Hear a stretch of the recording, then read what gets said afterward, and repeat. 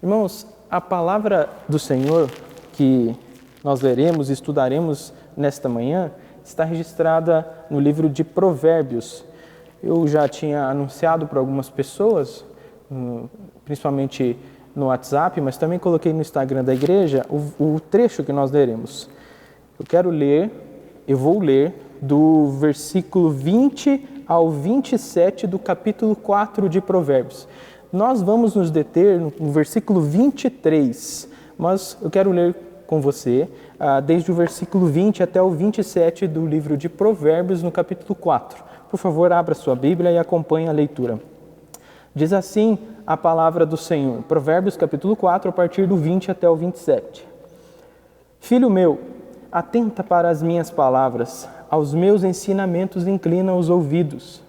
Não os deixes apartar-se dos teus olhos, guarda-os no mais íntimo do teu coração, porque são vida para quem os acha e saúde para o seu corpo.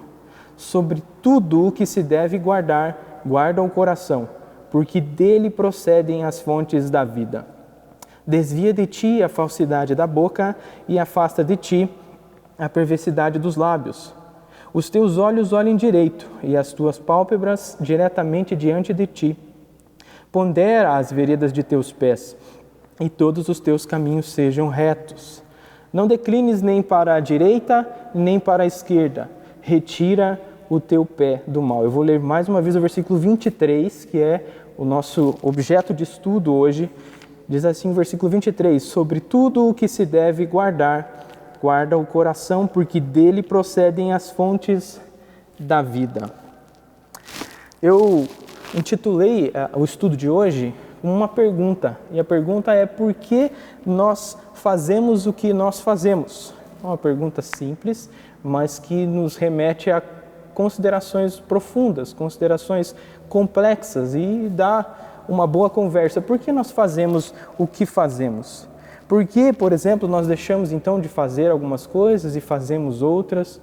Por que nós reagimos de uma forma diante de uma situação ou de outra e não reagimos de outra forma diante da mesma situação? Por que as pessoas reagem de maneira diferentes? Por que nós nos iramos? Ou por que nós nos alegramos diante das situações?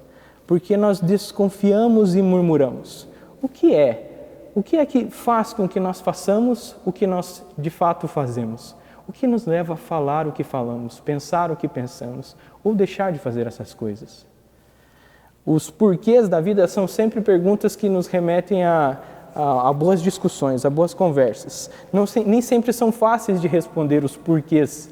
Muita gente já tentou responder os porquês. Alguns disseram que o homem faz alguma coisa ou deixa de fazer alguma coisa porque a sociedade o corrompe ou o leva a fazer isso, o induz, quase que desculpando, em alguma medida, essas pessoas que fazem o que fazem. Outros ainda podem dizer que depende da sua educação, depende de onde você foi criado, depende de onde você nasceu, depende da condição ou dos seus pais ou da falta deles. Isso leva você a fazer o que você faz.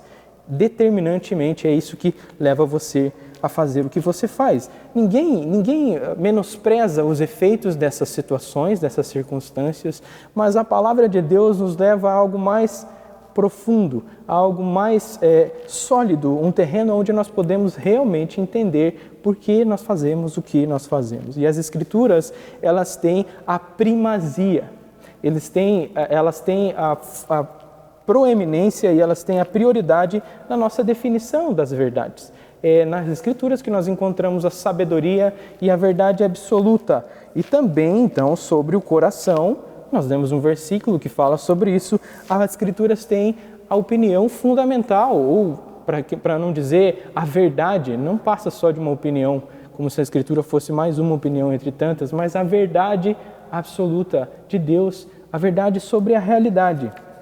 E o que nós vemos nas Escrituras, principalmente nesse versículo, é que nós temos sim que dedicar uma atenção especial ao coração.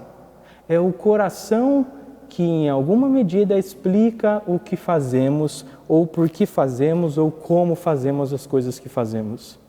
Então, logo de início, nós vamos estudar o que é o coração segundo a palavra de Deus.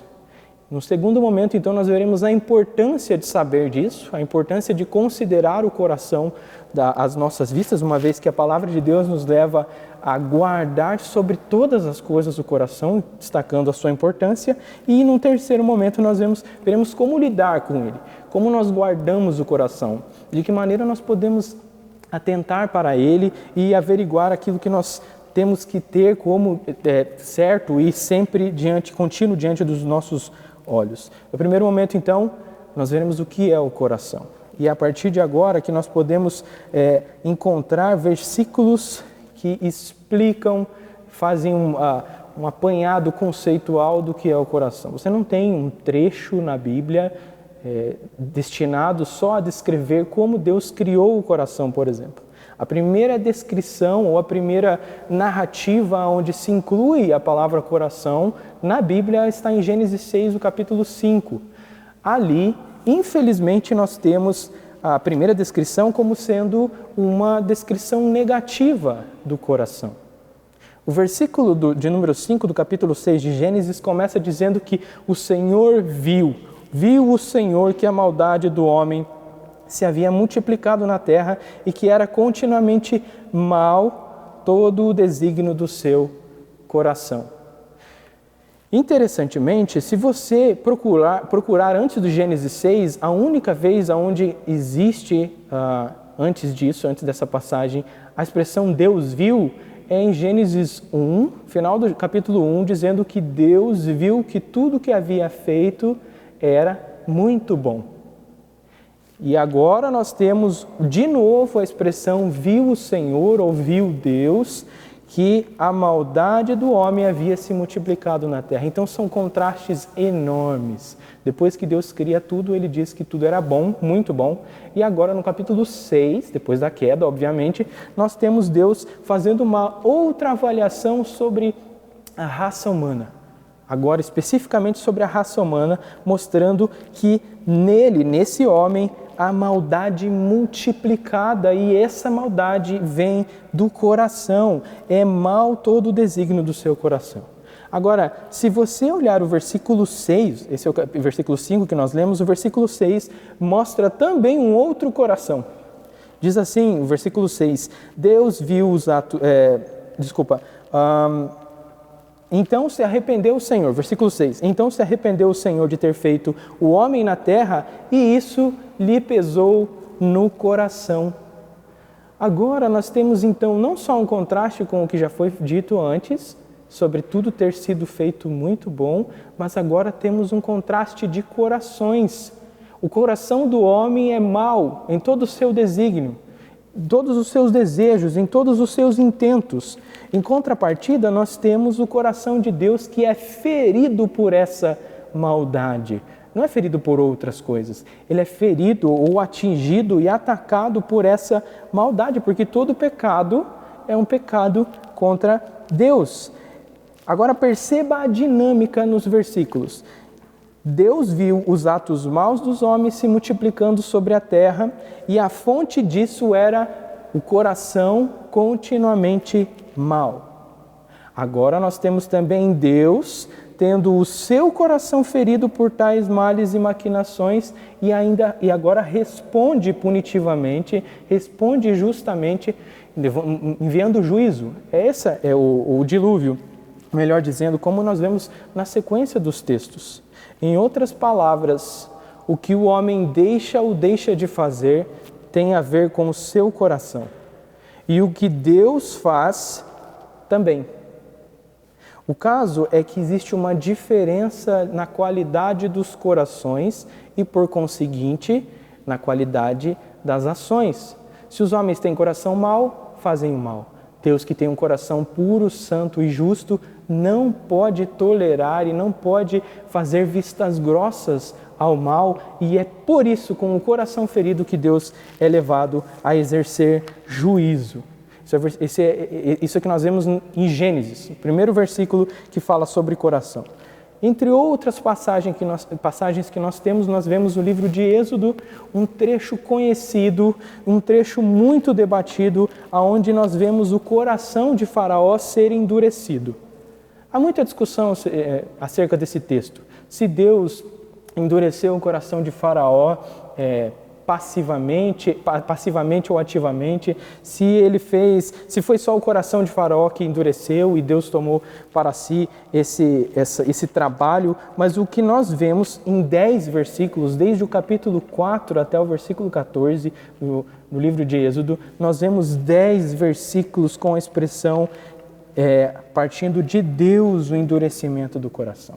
Nós lemos Deus falando a Moisés: eu lhe endurecerei o coração para não deixar o meu povo ir. O que fica claro para nós, apesar das discussões, é que Deus, sim, o Todo-Poderoso Deus tem poder para tratar ou para lidar com o coração do homem, controlar o coração do homem.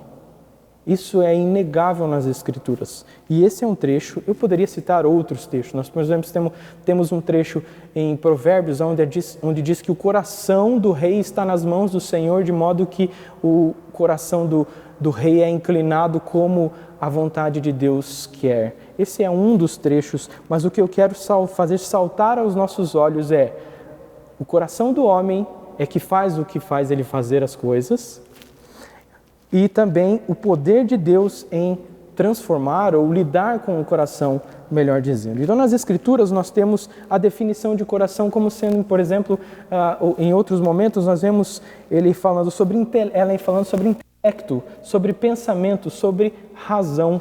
Nós vemos que o coração é descrito como aquele que pensa e aquele que reflete e aquele que pondera. Provérbios tem inúmeros versículos falando sobre isso, sobre o senso, sobre o discernimento, sobre o entendimento, sobre os pensamentos, se referindo à palavra coração, o termo coração. Pelo menos no hebraico nós temos isso. Ou também no grego, como em Lucas, nós vemos a mesma descrição. O coração também planeja, ele que faz planos. Esses versículos geralmente são lembrados, por exemplo, aquele que diz que o coração do homem pode fazer muitos planos, mas que a resposta certa vem do Senhor. O coração está planejando, está meticulosamente trabalhando as ideias, conectando as ideias para fazer um plano. Nós vemos o discernimento, nós vemos o julgamento e como o lugar de entendimento. Então, o coração, nas Escrituras, também é razão. Se você estiver anotando, você pode anotar isso. Mas nós também vemos, e isso é mais comum para nós, vemos o coração como uma descrição de sentimentos e emoções. Nas Escrituras, nós temos essa mesma ideia. O coração é aquele que expressa tristeza. Por exemplo, quando Jesus anuncia para os seus discípulos que ele iria ao Pai depois da sua ressurreição, ele diz para eles que o coração de vocês se encheu de tristeza. Essa expressão em João 16. Nós vemos quando Jesus diz para eles, em determinado momento: não se turbe o vosso coração, ou não fique conturbado, não fique entristecido, mexido e remoído. Nós vemos também que o coração expressa a ansiedade. A ansiedade é que faz o coração, dá inúmeras sensações e inúmeros sentimentos. A amargura também é vista como algo acontecendo no coração, o ânimo, a alegria. Estas coisas são descrições também do coração. Então, em primeiro lugar, nós temos que as Escrituras falam do coração como razão ou entendimento, pensamentos e intelecto, mas também vemos como emoção. Algo que é mais típico, é mais comum de ouvirmos sobre o coração. Mas nós também vemos nas Escrituras que o coração é vontade. Desde a tenra idade, desde muito cedo, desde a sua mocidade, nós vemos o ser humano desejando o que é mal. Gênesis 6:5, nós vimos isso. Nós vemos também em Gênesis 8, capítulo 8, versículo 21. E nós vemos também que a boa vontade do coração parte do coração. Lembra de Paulo falando sobre os seus compatriotas? Ele diz: a boa vontade do meu coração é que eles sejam salvos, que eles sejam alcançados pela graça da salvação. Nós vemos sobre um desejo mal controlador que está no coração. A narrativa de Caim, por exemplo, logo depois de não ter a sua oferta aceita, ele se ira e lhe cai o semblante. Essa ira e esse desejo mau também é visto no versículo 7 do mesmo capítulo 4, em Gênesis, sobre Caim, quando Deus diz para ele que o desejo dominador está contra ele e cabe Caim dominá-lo. Outro momento nas Escrituras nós vemos que os homens se entregaram aos desejos pecaminosos do seu coração. Isso está registrado em Romanos, capítulo 1. Deus os entregou às suas imundícias porque eles se manifestavam, eles faziam, eles cometiam todo tipo de maldades e eles seguiram as cobiças e os desejos pecaminosos do seu coração, dos seus corações. Nós também vemos que nas Escrituras o coração é consciência. Então nós temos razão, emoção, já vimos que coração também é vontade nas Escrituras e coração também é consciência. No capítulo 2, do versículo 15, em Romanos, nós temos uma expressão que diz que a lei de Deus, a norma da lei de Deus, é gravada no coração humano de tal forma que isso mexe com a sua consciência. Em alguma medida, o homem sabe o que é certo, o que é errado, por causa da norma da lei gravada no coração dele, por Deus mesmo, desde a criação.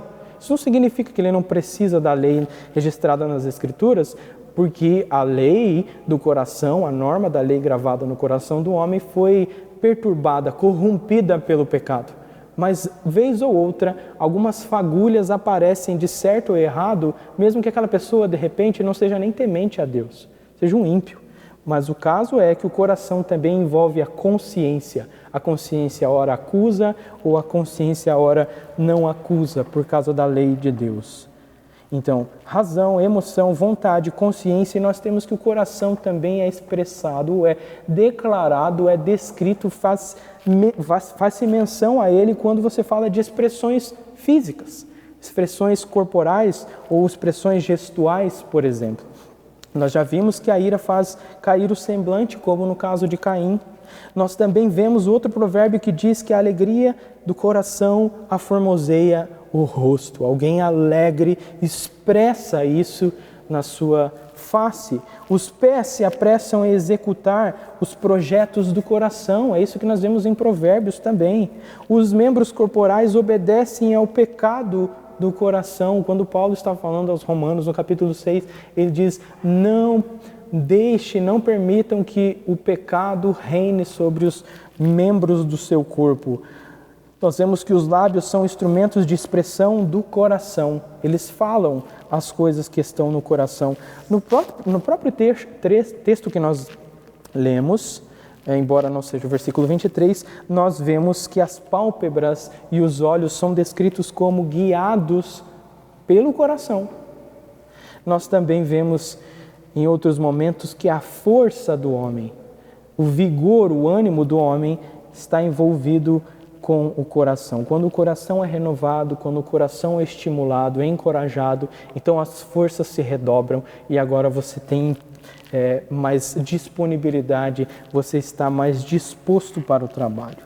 Razão, emoção, vontade, consciência, nós vemos sobre as expressões corporais, mas nós vemos outras vezes as Escrituras falarem sobre o coração como um sinônimo de alma, de espírito. Se discute se é espírito, se é alma, se é 3, se é 4, se é 2, mas o caso é que as Escrituras narram o coração como um sinônimo, muitas vezes, da alma e do espírito humano.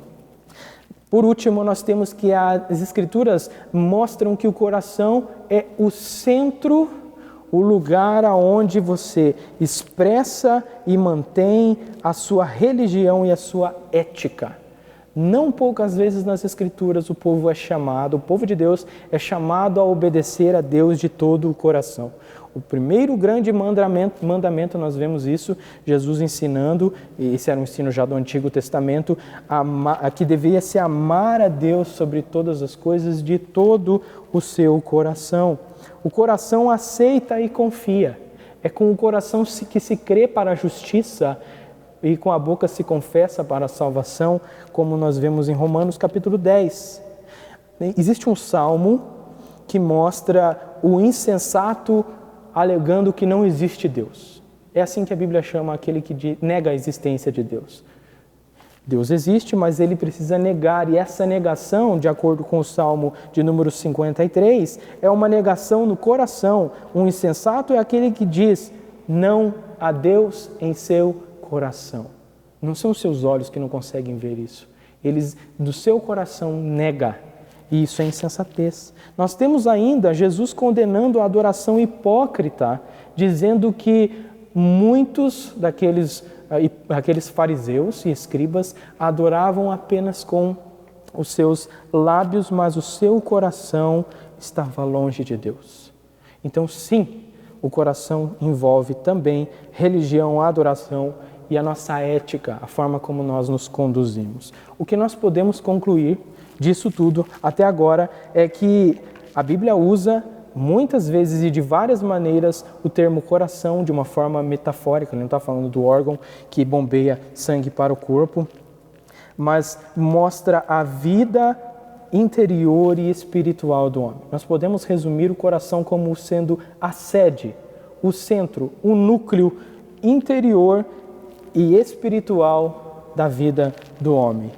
Isso nos faz a entender que o coração não deve ser reduzido àquele aspecto de emoção. Sabe quando você diz, haja com a razão e não com o coração, não com as emoções? É difícil considerar essas coisas quando nós vemos que o ser humano é um ser complexo por causa do seu coração, vários aspectos do mesmo centro, do mesmo setor. Nós também somos levados a ver que o homem é um ser uno, completo e ainda mais um ser complexo e interconectado. Complexo porque existem várias ramificações. Ora a vontade pode sobressair, ora as emoções podem sobressair, os pensamentos podem sobressair. Enfim, essa complexidade está em movimento o tempo todo e elas interferem uma nas outras. Por isso interconectado também. O homem, então, é uma somatória de todas as partes do seu ser que nós podemos resumir como uma palavra, coração. Isso é o que é coração nas Escrituras. Mas então, e agora a gente vai para o segundo momento, qual é a importância de considerar o coração dessa maneira? O que eu entendo, qual que é a diferença que isso faz quando eu considero o coração segundo as Escrituras? Pois bem, se nós vemos que o coração foi afetado radicalmente pelo pecado, como nós podemos ver nas Escrituras, então nós não podemos confiar nele. E é isso que Deus diz através do profeta Jeremias, dizendo, enganoso é o coração mais do que todas as coisas. Em determinados momentos das Escrituras nós vemos, guarde o coração acima de todas as coisas, como nós lemos. Mas aqui Deus está fazendo uma descrição sobre o coração, dizendo, enganoso mais do que todas as coisas. Quem o conhecerá? Como é que você pode confiar num coração que foi corrompido e afetado radicalmente pelo pecado? Sabe aquela história? Ouça seu coração. O que seu coração está dizendo para você fazer ou deixar de fazer? Siga o seu coração. Não é isso que as Escrituras nos ordenam a fazer. Na verdade, isso é pouquíssimo, nada aconselhável nas Escrituras, porque ele não é confiável. Considerando também que, da mesma forma que o homem pode ter o seu rosto refletido na água, isso é um provérbio número 27, no versículo 19, nós temos que assim como o rosto é refletido na água, assim também o coração corresponde ao que o homem é. Em outras palavras, o seu eu verdadeiro é o que é o seu coração. Não tenha dúvidas disso. Outra coisa que nós vimos ou vemos nesse conceito, nessa definição da Escritura, é que só Deus tem o poder de esquadrinhar o coração. Se nós não podemos confiar, não podemos conhecer, quem o conhecerá? É a pergunta que Deus faz. Então só Deus pode esquadrinhar, só Deus pode vasculhar, só Deus pode ver todas as coisas do nosso coração. Outra coisa é que aquilo que for mais precioso para nós é onde nós encontraremos o nosso coração. Em Mateus, no capítulo 6, nós temos Jesus dizendo, aonde estiver o teu tesouro, ali estará também o teu coração. Essa é a verdade. Aonde estiver aquilo que é mais precioso para nós, ali nós colocaremos, devotaremos prenderemos o nosso coração. E ai daquele que mexer naquelas coisas, porque isso é o nosso tesouro. Isso vai mexer comigo profundamente. E é verdade, porque o coração está colocado ali. Nós vemos que a idolatria procede do coração. Deus se recusa a ouvir alguns que queriam consultar o Senhor, isso está em Ezequiel capítulo 14, nós vemos que Deus se recusa a responder a alguns que queriam consultá-lo, porque eles mantinham ídolos no seu coração.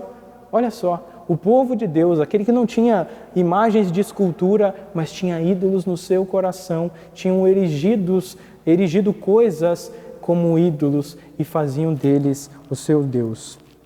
Outra coisa importante é que a obra da salvação não é uma obra externa, que envolve apenas o aspecto externo do homem. Com certeza o Evangelho alcança o homem por completo. Mas o objetivo da salvação, do poder de salvar de Deus, é atingir o coração, porque uma vez que o coração tenha sido transformado, então os hábitos, os comportamentos, as palavras, os pensamentos, como você vai agir com as pessoas, isso tudo será transformado. Por consequência, o versículo que nós lemos, base do nosso estudo, diz que nós devemos guardar o coração acima de tudo, porque dele procedem as fontes da vida. Dele procedem todas as coisas, as origens da vida. O problema, considerando o coração de acordo com as Escrituras, o problema agora se torna mais central. Você pode chegar a deduzir que as circunstâncias e as relações é que fazem você ser alguém, como você justifica ser. Eu sou assim porque não tem como. Estar naquele meio é me tornar uma pessoa impaciente, uma pessoa que não tem muita longanimidade com alguém. Se você estivesse na minha situação, você ia fazer o mesmo, de repente você ouve. Mas nas Escrituras, o problema das relações humanas não são as circunstâncias envolvidas nessas relações. De acordo com Tiago, no capítulo 4, é do coração e dos maus desejos que procedem as guerras e as contendas. Então, nós estamos considerando, não perca o tema da aula, por que nós fazemos o que fazemos por causa do nosso coração. Em último momento, para falar sobre a importância de considerar o coração, isso indica que a inclinação ou a predisposição do nosso coração vai inevitavelmente determinar as nossas decisões, as nossas direções, as nossas omissões e as nossas reações. Isso então explica o porquê nós fazemos o que fazemos, ou deixamos de fazer o que deixamos de fazer. As decisões que você toma, aquilo que você pensa em fazer ou pensa em não fazer, as direções que você quer tomar, isso tudo está explicado por causa do seu coração. E agora então isso nos leva a um terceiro momento. As Escrituras são claras, sobre tudo o que se deve guardar, guarda o coração. Ou seja, a coisa mais importante que você deve cuidar é do seu coração. Nós que estamos numa época onde temos que cuidar aonde vamos, se vamos a algum lugar temos que ir rápido, temos que tomar todos os cuidados, passa álcool em gel, usa máscara, evita qualquer coisa. Nós estamos sendo cuidadosos porque nós temos um motivo para isso. Pois bem, a Escritura está dizendo para nós que a coisa mais importante que você deve guardar, não só agora, mas sempre, e não só um momento do dia, mas em todo momento do dia, é o seu coração. Porque é dele que procedem as fontes da vida. E é por isso que nós vamos então aprender algumas coisas sobre como lidar com o coração. Em primeiro lugar, seria inútil se eu ficasse falando aqui sobre o que você deve fazer ou não para guardar o coração se você não tem um coração regenerado. A primeira coisa que se deve ter para que se possa guardar o seu coração acima de todas as coisas é ter nascido de novo. É ter um novo coração, isso é obra de Deus. É Deus quem dá um novo coração. Nós vemos isso em Ezequiel 36, que é o Espírito Santo, é Deus quem daria um novo coração, tiraria um coração de pedra e colocaria um coração de carne, um coração que atentasse às leis do Senhor, que seguisse os preceitos do Senhor. Então, de nada adianta a gente começar a falar sobre cuidar do coração se você não tem um coração novo. se você não recebeu um novo coração. Importa-vos nascer de novo. É isso que Jesus disse a Nicodemos. A sua confissão de que você realmente crê em Cristo Jesus, ela não se dá quando você recita uma oração que alguém pediu para você repetir, ou quando você faz a oração do Pai Nosso, ou quando você cita o credo apostólico. A conversão, a verdadeira crença, o verdadeiro coração regenerado é aquele que crê no Senhor para a salvação. Porque com a boca se confessa e com o coração se crê. Além da fé, que é exigida daqueles que não foram convertidos pelo Senhor, que não tiveram um novo coração, o arrependimento é exigido por Deus. E na Bíblia, arrependimento é descrito como um rasgar de coração, uma expressão de tristeza, de ódio, de abandono do pecado. Há uma grande crise no coração, há uma grande tristeza no coração, porque você foi confrontado com o seu pecado e agora você se arrepende, você o odeia, você o abandona. É isso que é arrependimento. Fé e arrependimento. Crer em Cristo e abandonar o pecado com tristeza e ódio por este pecado. É isso que é necessário logo de saída para que você possa guardar o seu coração. Se você tem um novo coração, então, uma vez que você já nasceu de novo, uma vez que você foi convertido pelo Senhor, você deve fazer o coração ser a sua preocupação maior todos os dias. Esteja sempre atento ao que você faz. Perceba como você faz as coisas. Por que você deixa de fazer as coisas? Porque as suas ações, as suas palavras, as suas omissões, tudo que os seus pensamentos, os teus desejos, eles são sinais enviados do teu coração para que você perceba como está o teu coração.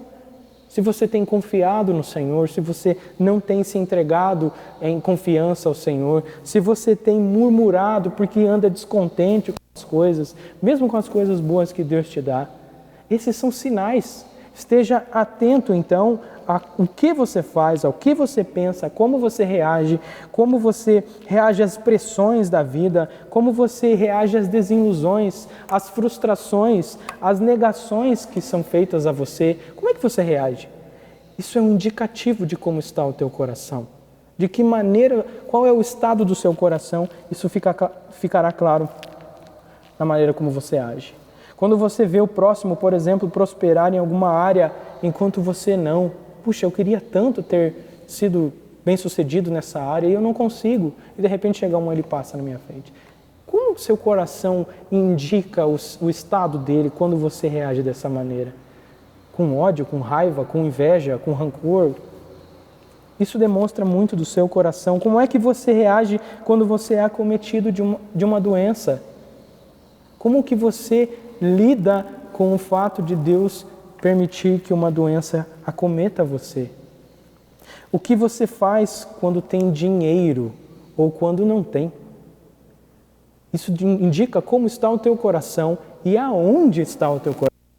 Afinal de contas, no trecho onde Jesus fala sobre aonde estiver os nossos tesouros no nosso coração, é justamente também uma aplicação sobre confiar no dinheiro, confiar nos tesouros, fazer dele o nosso Deus. Não se pode ter dois senhores. Isso é um indicativo.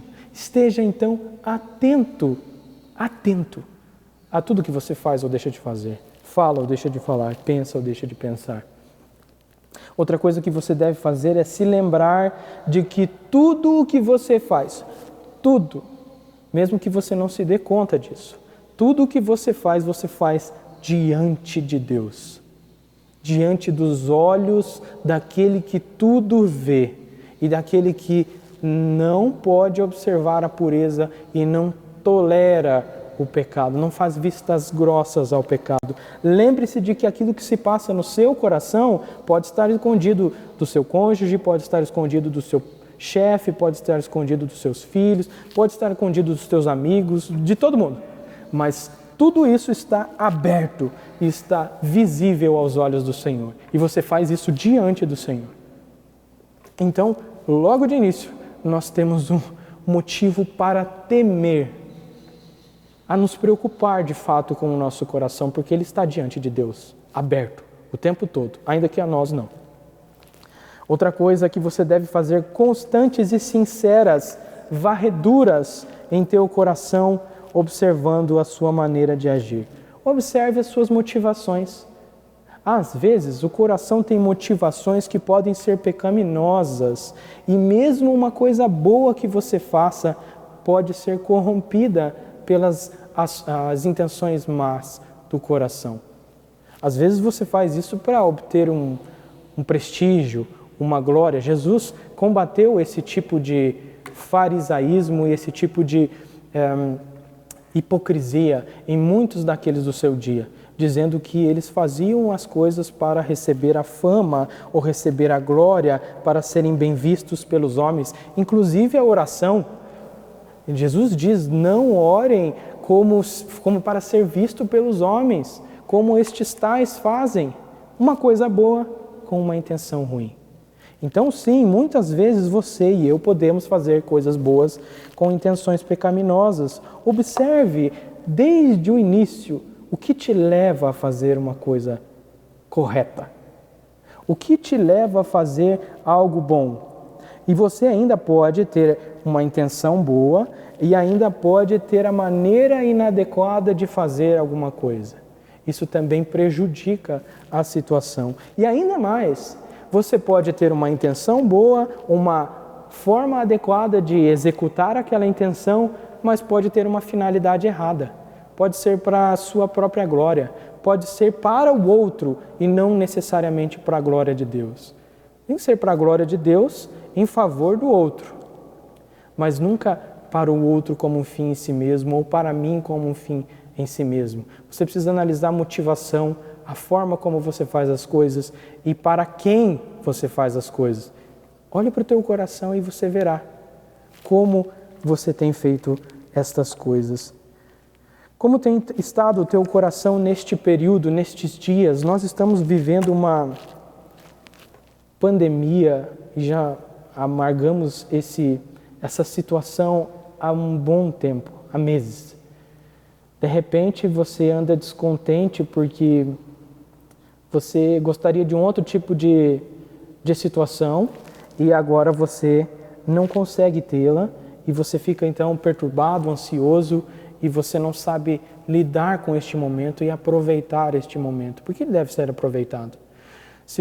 O pastor Fernando Hamilton, durante a semana, acho que foi durante esta semana que passou, ele citou Deuteronômio capítulo 8, mostrando que Deus falando ao povo, dizendo para eles que Deus guiou o povo pelo deserto para fazer saber o que havia no coração deles. Então, Deus que controla todas as coisas, com certeza controla todas estas coisas e nos colocou nessa situação. Ele nos colocou como um momento para que nós observemos o que está em nosso coração. Estes dias têm sido dias onde nós podemos perceber aonde está a nossa confiança, aonde nós temos colocado a nossa alegria e satisfação de fato, o que nós colocamos como características imprescindíveis para eu ser feliz. Quando você responde as perguntas, eu preciso do que para ser feliz? De repente, da medida que você for respondendo essa pergunta, você vai mostrar como o seu coração está. Esse é um momento onde Deus tem nos levado a confiar e depender mais dEle, a sentir saudade daquilo que realmente tem valor, por exemplo, a comunhão com os nossos irmãos.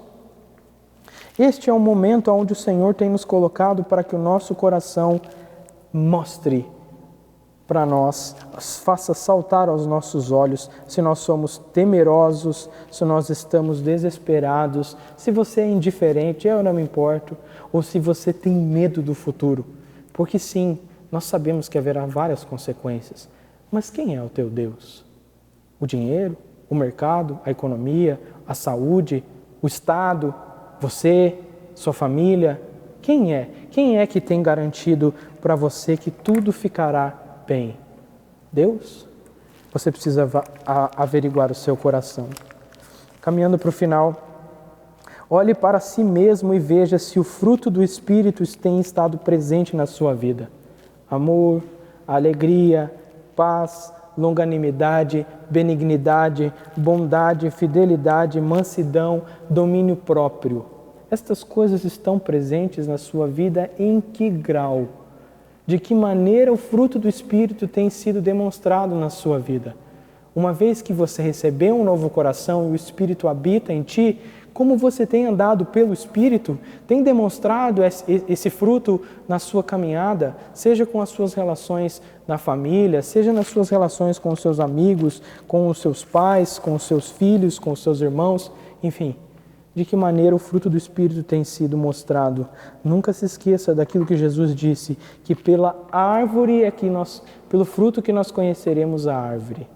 Se a árvore for boa, produzirá frutos bons. Se for má, produzirá frutos maus.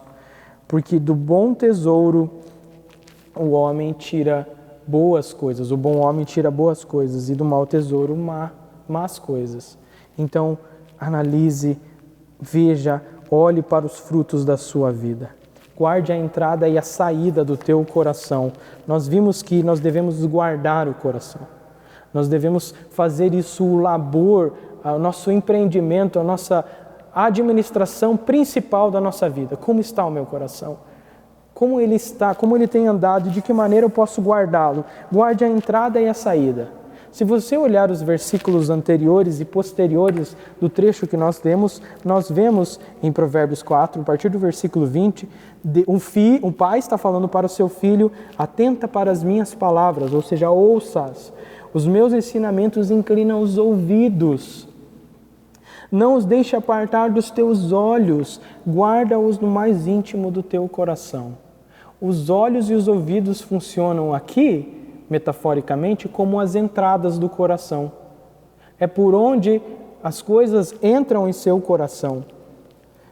E bem no centro dessa passagem nós temos que não só devemos cuidar o que ouvimos e vemos, mas acima de tudo, como está o nosso coração para ouvir e para ver estas coisas. Na sequência, nós temos ainda que o pé deveria ser desviado da falsidade, do caminho mau. Nós vimos que os olhos devem olhar direito, a falsidade deve não estar na nossa boca, deve inexistir na nossa boca. Então nós temos que cuidar a entrada e a saída do nosso coração, o que ouvimos, como ouvimos, as coisas que ouvimos, o que vemos, o que lemos. Precisamos ter cuidados, precisamos ser cautelosos e entender de que maneira aquilo tem afetado a minha vida com Deus, a minha vida com o próximo. De que maneira aquilo tem saído, por consequência, a partir do meu coração. Como você pode ver, então, concluindo, o nosso coração é o centro das nossas ações, reações, pensamentos, intenções. É isso que afeta as nossas relações. Não são necessariamente as relações que afetam o nosso coração, a priori. A maneira como você responde, a maneira como você reage, diz muito do teu coração e é a ele que você deve atender. É ele que você deve guardar acima de todas as coisas. Faça disso o teu trabalho principal. Vamos orar para encerrar esta aula? Pai, nós agradecemos a Ti por Tua palavra que nos instrui acerca da verdade, acerca daquilo que nós precisamos fazer. E hoje nós pudemos nos debruçar sobre o texto que fala sobre guardar o coração. O Senhor nos dá essa palavra mostrando para nós a importância de considerar o nosso coração como aquele que dele procedem as fontes da vida, todas as coisas procedem. Se nós estivermos atentos ao nosso coração, então nós estaremos indiretamente atentos à maneira como nós falamos e agimos com respeito às coisas, com respeito às pessoas e com respeito ao Senhor também. Que o Senhor tenha misericórdia de nós, Pai. Nós somos duros de coração naturalmente, muitas vezes insensíveis de coração e não estamos atentos a essa verdade. Enclausuramos o nosso coração e cuidamos só do que falamos, polimos as nossas palavras, melhoramos o nosso vocabulário, ajeitamos com educação, com formalidades, mas o nosso coração está ali, enclausurado e guardado de ser cuidado e averiguado definitivamente. Que o Senhor tenha misericórdia de nós e nos ajude. Que o Teu Espírito mostre para nós cada vez mais a necessidade diária de cuidar do nosso coração, Pai. Que o Senhor tenha misericórdia de nós e continue a nos guardar e abençoar. Que o Senhor nos proteja.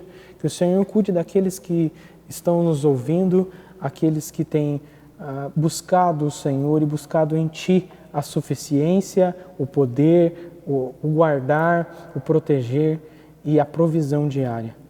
Tem misericórdia de nós. Abençoe-nos nesse dia, dia do Senhor, dia que o Senhor nos deu providencialmente para que de maneira exclusiva nós busquemos o Senhor, busquemos mais da Tua face, nos desprendamos dos nossos afazeres cotidianos e seculares e assim nos deter sobre a Tua palavra, em oração, em buscar agradar ao Senhor. Ajude-nos e nos abençoe para que mais à noite nós possamos outra vez, por meio dessas mídias sociais, juntos aprender mais da Tua palavra.